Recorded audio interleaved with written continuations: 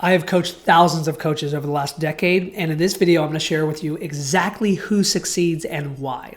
So behavior number one of the most successful coaches is they decide before they are ready. They decide to act before they are ready. Now, depending on your background, this is easier for some and harder for others. Because if you were trained to be an employee your whole life, then you probably aren't deciding nearly as quickly as you could, and you're seeking permission from others. But what if instead you make the decision today to say, I now will decide in this moment what to act on, regardless, even if it's not perfect and even if it's not done? Because here's the truth of being an entrepreneur. And when it comes to building a coaching business, especially if you're starting from scratch, you're never going to feel ready. No matter how experienced you are, you'll always have limiting beliefs. You'll always feel at times like an imposter. And in fact, I want you to feel that way, because if you don't, it means you're within your comfort zone and you're playing small. But if you're outside of your comfort zone, you're stretching yourself.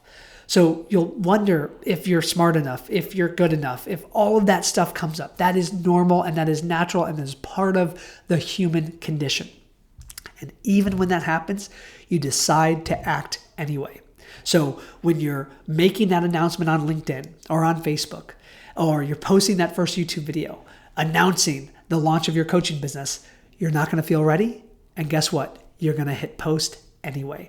That's the difference. When I look at the students of ours that have not succeeded versus the ones that have, it's the speed of implementation. Even when they're not ready, they act anyway. So that's behavior number one. Behavior number two is they sell before they build. Now, I'm super passionate about systems, and I'm geeky when it comes to funnels and stuff like that. But what's more important than building a lead generation machine or a lead magnet funnel is getting your first paying client. And oftentimes, coaches avoid this first step because it means that they risk feeling certain feelings they don't want to feel, like rejection or judgment or whatever all those things are that come up. And so instead, if you were to keep the main thing of say everything that you do is designed to do this one thing, you've got to enroll your first paying client.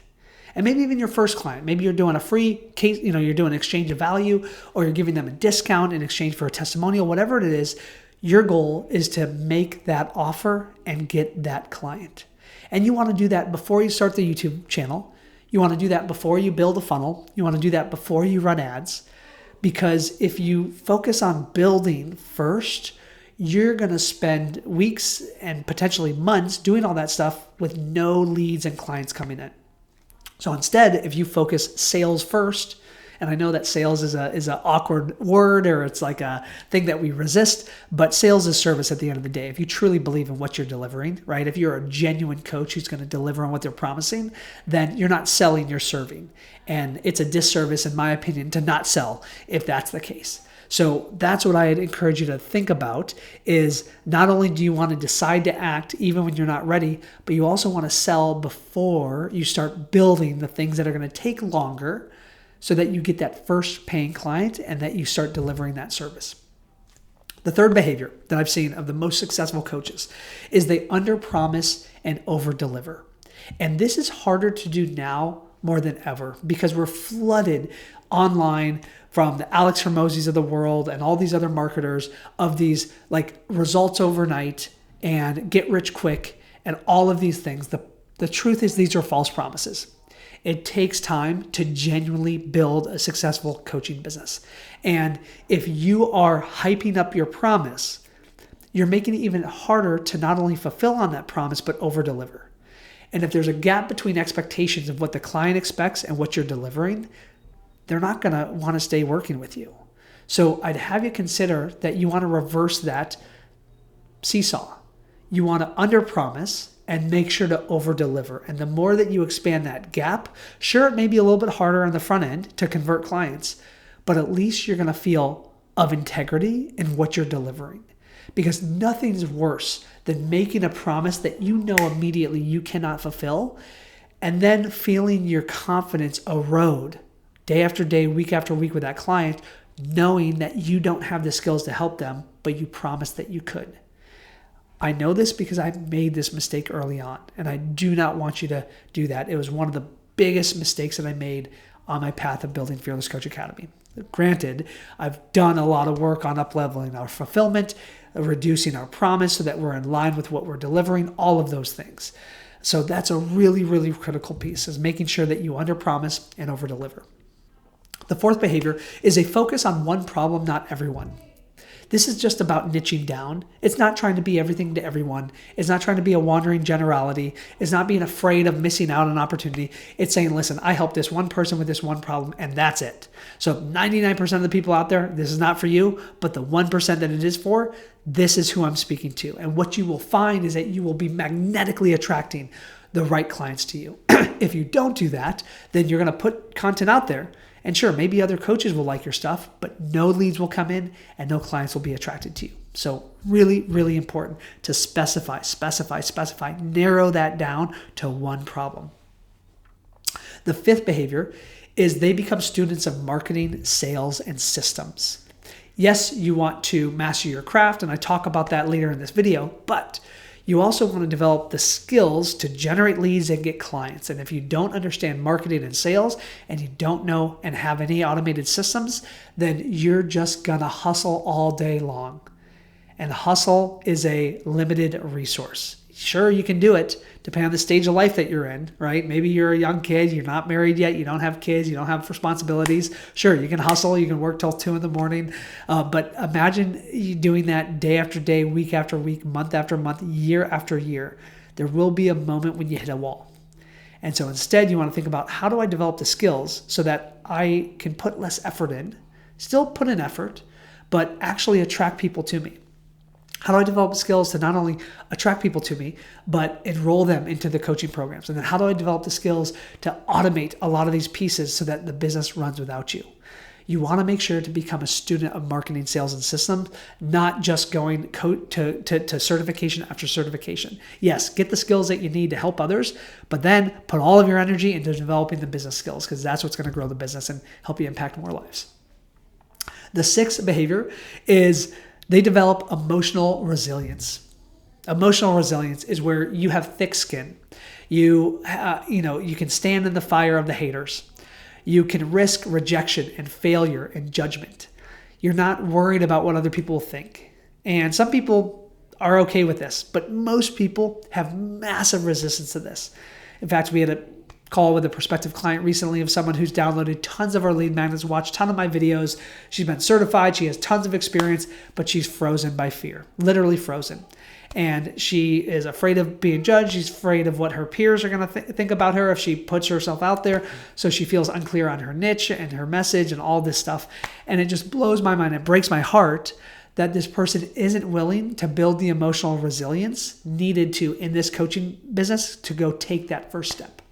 And so I encourage you to do that. I know that when I launched my coaching business, I was hoping I was going to get love and approval from my family for doing it. And I got discouraged. I got told that I should shut down the business because if I build this, I'm going to ruin the family name, literally. And as a result, I didn't quit. I dug deeper. I stayed connected to my vision, and I invite you to do the same. So recognize that building a coaching business is one of the highest paths of personal growth. And you will face your fears, and you will come face to face with them, and you will either let them shut you down, or you will break through them. And my invitation is for you to break through them so that you can actually make the impact and earn the income that you desire. The seventh behavior is having a growth mindset, not a fixed mindset. This comes from the great book called Mindset by Carol Dweck. And it's very simple. A growth mindset is open-minded, and a fixed mindset is closed-minded. So let's say that you tell me, Peter, I want to grow my coaching business, but I suck at tech, and I don't get it. I don't understand AI. I don't understand funnels and anything like that. If that's your belief, and you're holding on to that belief for dear life, there's nothing that I can do to change that. There's nothing. That's what's called fixed-minded. But if you're growth-minded, say, you know what, I suck at tech. I don't understand AI. I don't understand funnels, but I'm willing to learn. And I'm willing to put in the time and the effort to develop that skill. So what do I need to do next? That goes from fixed-minded to growth-minded, open-minded, so that there's sense of movement there. So that way you can actually grow and develop, even if it is outside of your comfort zone. There's two final behaviors that I've seen in the most successful coaches. The eighth one is they commit to mastering their craft. Now, it doesn't mean you have to go get certification after certification. It just means that you've got to focus on developing your skills to deliver even better results to your clients. In the beginning, I did not have a certification as a coach. In the first 2 years, I didn't. I just focused on taking my own life experience, packaging it into a coaching program, and then coaching people. And some of my clients got decent results, some of them didn't. But as I coached more, I got my skills better, but then I started to learn and develop coaching skills. And you don't need to go through a certification to do that, but I chose to do that. And although I don't think I needed that, it really increased my confidence and the value of my coaching.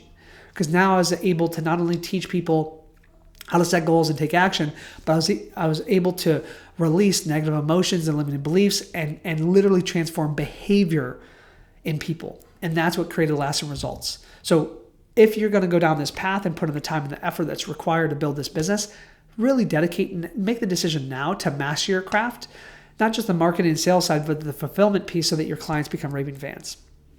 The final behavior, the ninth one here, is that they stay in the game long enough to succeed. The real difference between successful coaches and those that have not been successful is just time. The ones that aren't successful either haven't been in it long enough or they quit too soon. The ones that have just refuse to quit. And so, yes, there will be days and months where you're crushing it. Leads are coming in every day. Clients are coming in every week. Things are flowing. You've got a team around you. And there's days and months where there's crickets. Something happens. A funnel breaks. An algorithm change happens. And you've got to pivot. Those are the moments where you've got to dig deeper to say, am I really willing to stay in this game long enough to see that success, or I'm going to quit at the first sign of failure? Am I going to be a sensitive snowflake and melt at the first sign of a little heat? Or I'm going to actually do the work required and stay dedicated to this path? That's ultimately the most important one of all these. They're all very important, but that's the one, right? If you don't do that, if you don't stay in the game long enough, you're not going to reach that level of success. So that's what I've noticed. I've coached literally thousands of coaches over the last decade, more than a decade now. And these traits are really like very clear of what creates a great coach who's successful and what creates a struggling one. So I'm curious, what behavior have you noticed most in the successful coaches? So the ones that you follow, is there anything that I mentioned or something that I haven't that you've noticed in them? If so, leave me a comment below and let me know. And as always, if you got value from this video, make sure to subscribe to my channel so you never miss a future video. And if you want a step-by-step roadmap for really building a profitable coaching business, check out my next video up here. It'll walk you through the 7-step roadmap to make the impact and earn the income you desire. I'll see you then.